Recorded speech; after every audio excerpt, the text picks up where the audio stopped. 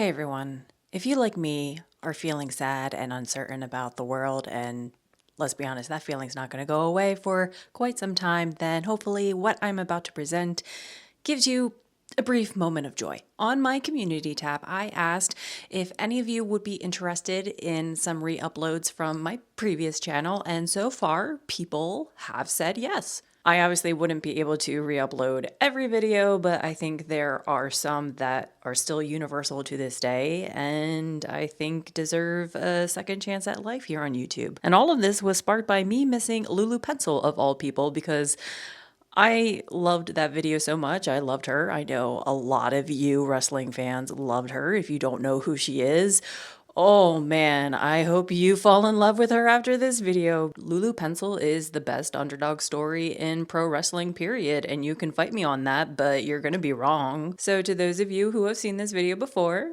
Merry Early Christmas. But if this is your first time watching this video, I hope that you enjoy it, because I think right now we all need a little Lulu Pencil in our lives. May we all possess the spirit of Lulu Pencil to help us carry through. Enjoy. That's right, everything is as it should be again. This isn't a fairy tale, Lulu. This isn't a dream. Professor! Chris Pencil. And you! This is real life, and in real life, when reality comes to play, Chris Brookes wins and Lulu Pencil loses. You're a loser, and you've always been a loser. Don't take this as motivation, Lulu, right? Okay. Don't take it and feel quiet. Be like, I'm inspired. I'm going to come at you again, Chris Brookes. Don't do that. You don't belong here. You're not a professional wrestler. You are a writer. And that's all you're ever going to be. I can't get down! Look at this cat! Woo!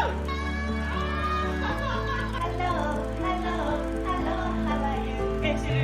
Annie, beep, beep, beep. She's going for a maestro. She's going for a maestro. She got caught.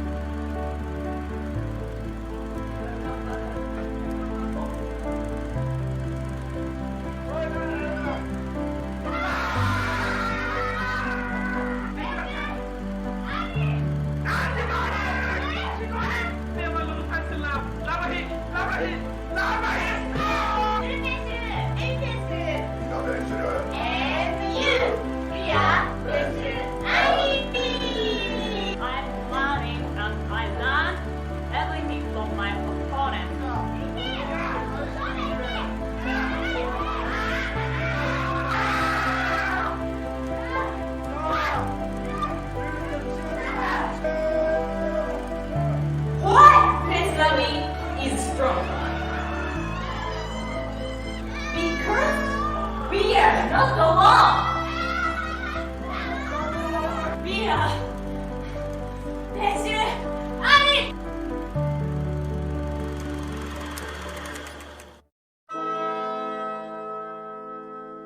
Once upon a time, there was a pencil whose dream it was to become a professional wrestler.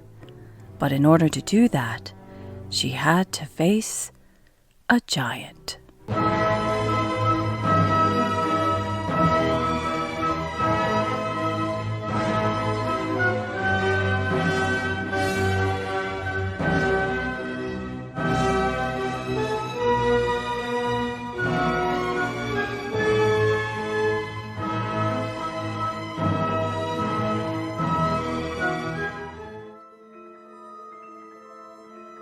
Despite her best efforts, the poor pencil and her army were no match for the giant and his clan. And she believed him when he told her that she would never be a professional wrestler.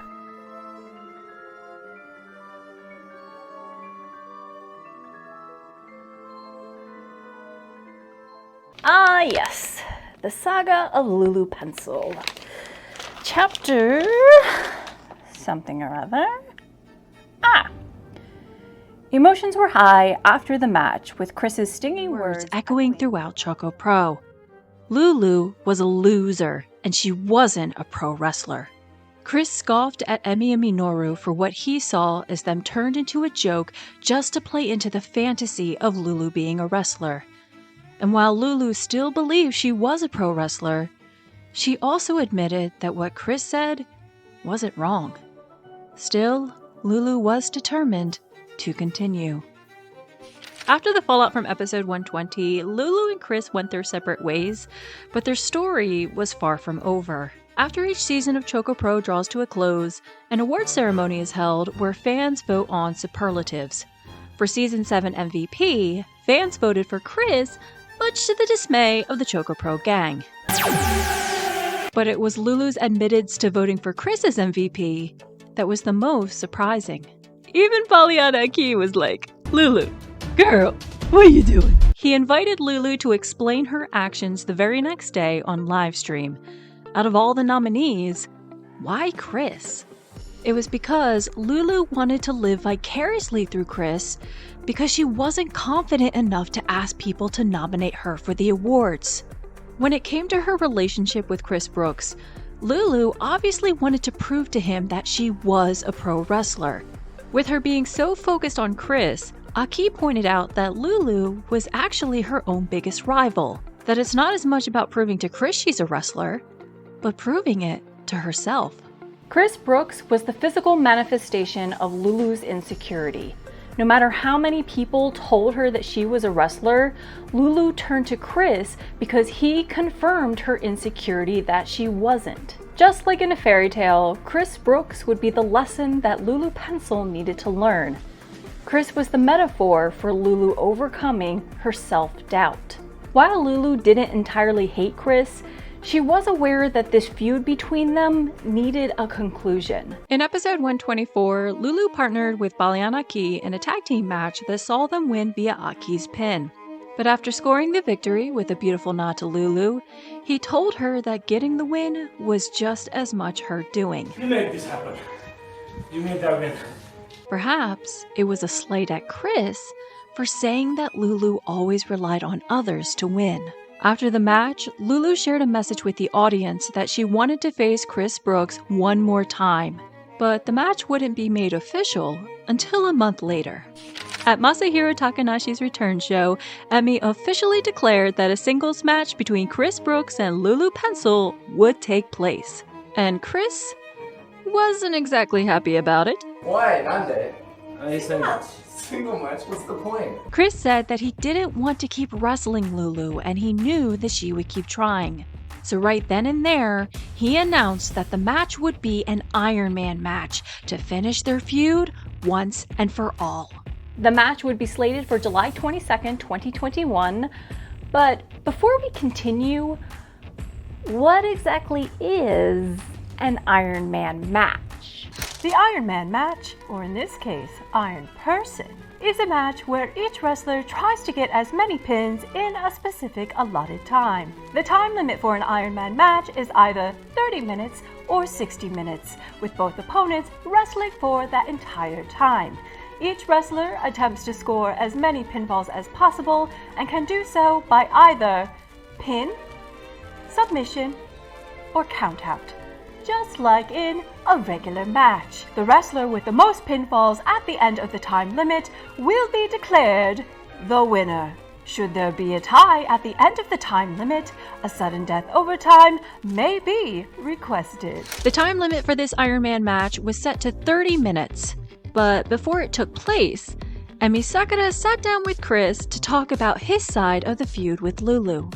Chris shed light onto a fascinating aspect of their feud by sharing a story about something that happened after the first match where Chris had gotten Lulu's hat. Me and Lulu end up on the same train going home. And we're not next to each other, we're not talking to each other, we're like a few feet apart, just in the same carriage, and she's like clearly not very loopy and not in the best of condition. But she's like hanging onto the thing and she's kind of swaying around looking like she's barely able to stand. And she just says to herself, and I catch it, I hear it. She says to herself, how did I get here? I'm just a writer. I'm not a wrestler.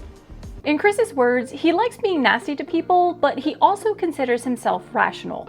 He had some respect for Lulu because he did see her determination, but he wanted to needle her because he saw Lulu's lack of self-belief. Lulu didn't think she was a wrestler, but in Chris's eyes, she was. I mean, she just wrestled a match, didn't she? This is where I 100% relate because so many times in my life, I told myself that I believed in myself, but it actually wasn't true because there was always a small voice inside of me that was so negative and told me that I wasn't good enough. So I ended up relying on other people to tell me that I was good enough. And I would believe them, but because I didn't believe myself, it just didn't work. It could only last for so long, relying on others. I needed to do it myself. And I guess that's why I love Lulu's story so much, because again, I can relate to it and I understand that self-doubt, that lack of self-belief. Like, you show it on the outside, like you can pretend, oh yeah, I totally believe in myself. But deep down inside, there's another story going on. As the interview continued, Chris also revealed his frustration with ChocoPro and their ideals changing. In Ichigaya, anybody can be a pro wrestler, but Chris saw mediocrity being rewarded. He didn't like everybody telling Lulu that she was good when she wasn't. And perhaps he had a point.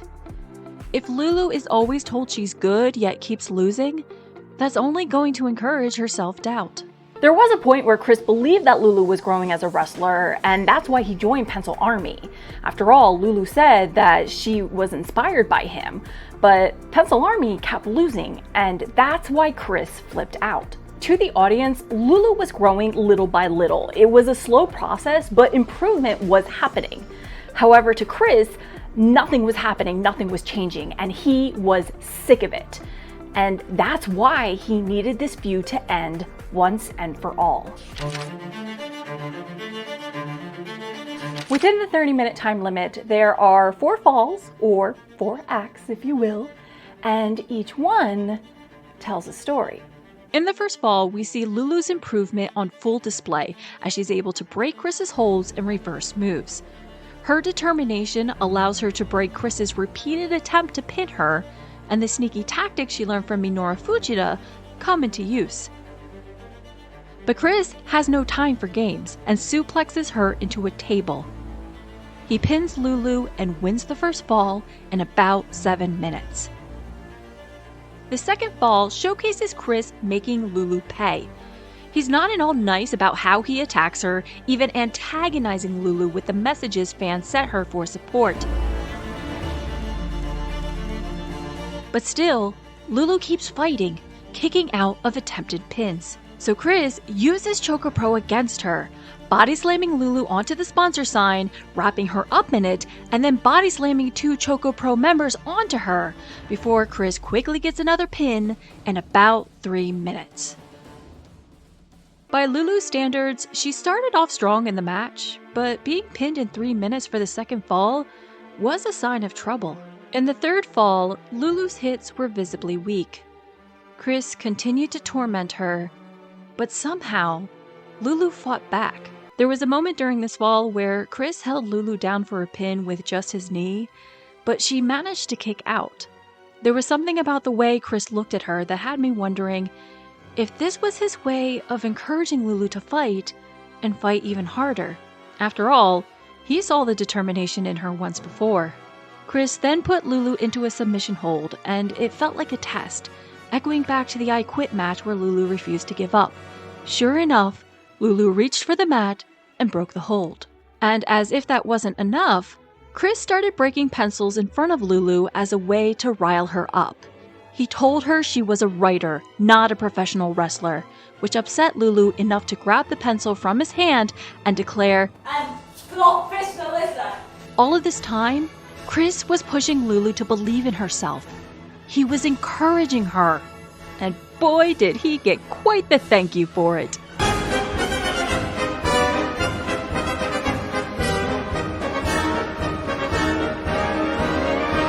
This was the third act of the fairy tale and Lulu's big comeback. The determination and spirit that Chris knew existed within Lulu was on full display, with the most poignant moment coming from a nod to their last match when Lulu finally jumped from the window. Only this time, she was successful. Despite Lulu's revived spirit and determination pouring out of her, Chris managed to pin her once again. But it took nearly 17 minutes to do so, and he had to fight for it. This fall was the closest Lulu had gotten to a pin, and with merely a few minutes left in the match, this would be her crossroads. Does she keep fighting and showing her determination, or does she turn back? Does she prove Chris right, or does she prove him wrong? She chose to continue fighting. With the time limit inching closer to an end, Chris continued to rile Lulu up and encouraged her to fight. And fight she did. It was like Lulu stopped letting her brain get in the way and simply allowed herself to be in the moment. She wrestled. With mere seconds left on the clock, Chris dropped kick Lulu, which caused her to hit her head on the hardwood floor. And it felt like it was the end for our beloved pencil. But after a stumble from Chris, Lulu managed to capitalize, capturing him in one of his own signature moves, the octopus stretch. It didn't take long for Chris to counter, but as he did, Lulu saw the quick opportunity to roll him up and get her very first singles pin in her career. It didn't matter that Chris had technically won the match 3-1. Lulu had done what he claimed she couldn't do, and that was get a pin on her own. That was the biggest victory of them all. And as if the tears weren't flowing enough, Chris spoke these words to Lulu. You're a pro. You are. Good job. Good job, Lulu. The pencil had finally defeated the giant, but it wasn't really the giant she had overcome. It was simply her own self-doubt. For Lulu Pencil proved to herself that day that she was a professional wrestler. And they all lived happily ever after. Unfortunately, this story has a rather bittersweet ending. After all was said and done against Chris, Lulu requested to join Emi Sakura in America. Emi announced that she would be leaving Ichigaya to go work in AEW indefinitely, and Lulu wanted to write about the experience of wrestling abroad. Fans got to see their American adventures and navigating life in a new country. We also saw Emi and Lulu befriend and interview wrestlers with Pencil Army spreading throughout AEW. Fans also got a big surprise when Lulu started making appearances on AEW Dark, presenting as Emi's assistant. Unfortunately, nothing more became of that. After spending 3 months in the US, Lulu wanted to go back home to Japan. She made a brief appearance on one episode on ChocoPro, and then fans never saw her again. And we don't know why. It's been almost a year since we last saw Lulu, and now she's just a memory. But the message that lives within Lulu still rings true. And I hope that message can still continue, even if she's not here with us. Wrestling is for everybody, and anybody can be a pro wrestler. If Lulu can do it, so can you. And you! And you! And you! And you! We are Pencil Army! Okay, everyone can join Pencil Army. Thank you!